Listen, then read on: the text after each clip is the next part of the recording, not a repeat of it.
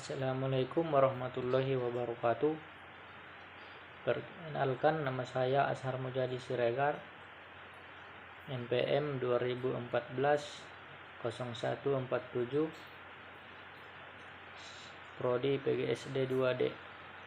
Di sini saya akan menjelaskan materi-materi pembelajaran IPS SD kurikulum terbaru. A. Kurikulum IPS SD dan perkembangannya.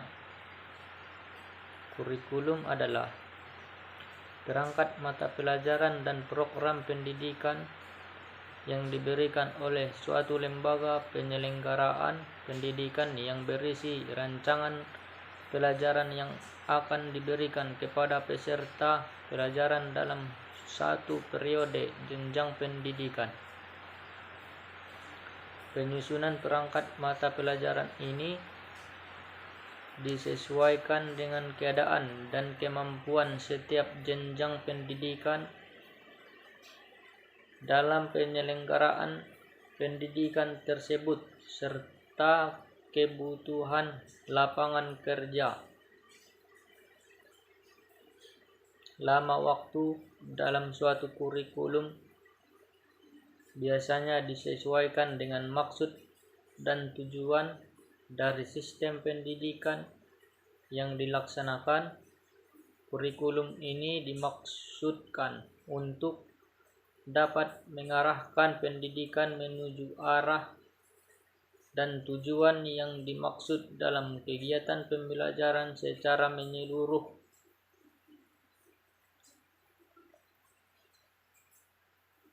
Dalam upaya mengantisipasi perkembangan ilmu pengetahuan dan teknologi, kurikulum dari masa ke masa selalu mengalami penyesuaian dan penyempurnaan guna mengantisipasi perubahan zaman yang semakin pesat. Dalam perjalanan sejarah sejak tahun 1945, kurikulum pendidikan nasional telah mengalami perubahan, yaitu pada tahun 1947, 1952,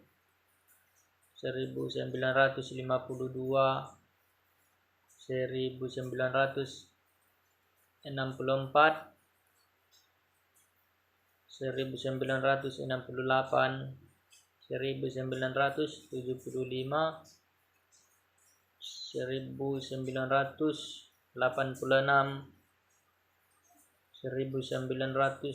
1994, 2004, 2006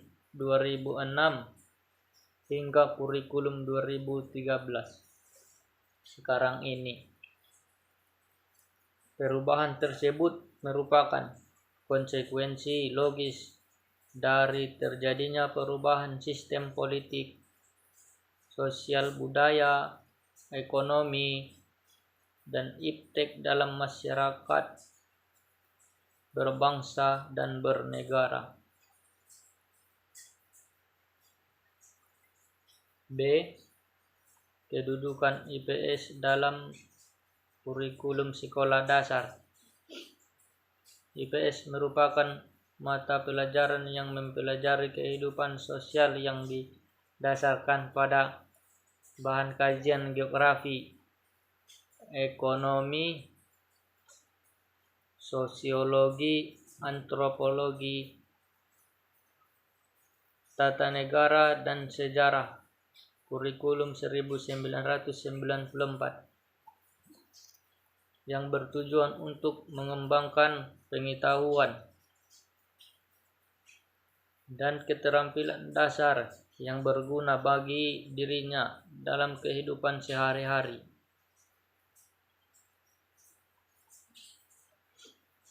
Perubahan materi di SD diberikan oleh guru berdasarkan kurikulum pendidikan. Kurikulum pendidikan IPS di SD di Indonesia sudah terjadi beberapa perubahan, di antaranya kurikulum IPS SD tahun 1947, 1964, 1968, 1975, 1984,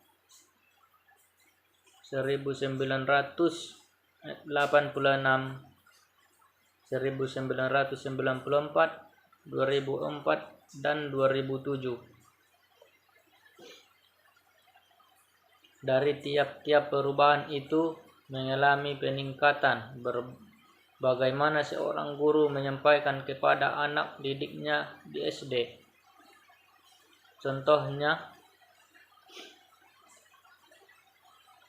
materi kurikulum IPS 1994 ditata secara lebih terpadu dan lebih sederhana daripada materi kurikulum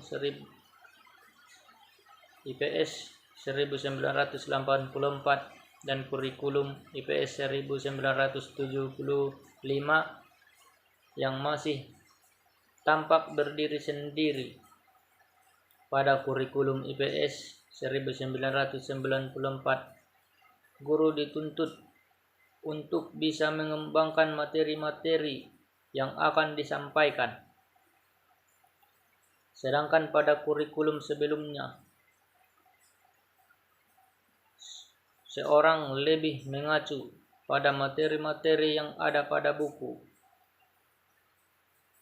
Ruang lingkup pengetahuan sosial meliputi 1. Sistem sosial dan budaya. 2. Manusia, tempat, dan lingkungan. 3. Perilaku ekonomi dan kesejahteraan. 4. Waktu, keterlanjutan, dan perubahan. 5. Sistem berbangsa dan bernegara. C. Kompetensi IPS di sekolah dasar.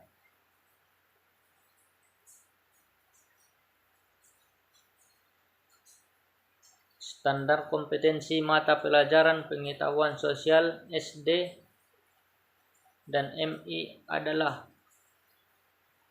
kompetensi yang harus dikuasai siswa setelah melalui proses pembelajaran pengetahuan sosial, antara lain 1. Kemampuan memahami identitas diri dan keluarga dalam rangka berinteraksi di lingkungan rumah. 2. Kemampuan dalam menerapkan hak dan kewajiban, sikap saling menghormati dan hidup hemat dalam keluarga serta memelihara lingkungan. 3. Kemampuan memahami kronologis peristiwa penting dalam keluarga, kedudukan dalam keluarga serta hak dan kewajiban dalam lingkungan masyarakat. 4. Kemampuan memahami keragaman suku bangsa dan budaya, perkembangan teknologi, persebaran SDA, sosial dan aktivitasnya dalam jual beli, menghargai peninggalan di lingkungan setempat, dan sikap kepahlawanan dan patriotisme, serta hak dan kewajiban warga negara. 5. Kemampuan memahami keragaman kemampuan alam sosial, budaya, dan kegiatan ekonomi di Indonesia, serta memahami, menghargai, dan melestarikan sejarah perjalanan bangsa Indonesia. Yang keenam, kemampuan memahami peran masyarakat sebagai potensi bangsa dalam mempertahankan kemerdekaan, kegiatan ekonomi negara Indonesia dan negara tetangga, kenampakan alam dunia, dan kedudukan masyarakat sebagai potensi bangsa dalam melaksanakan hak asasi manusia dan nilai-nilai Pancasila. Cukup sekian penjelasan dari saya. Kurang dan lebihnya saya mohon maaf.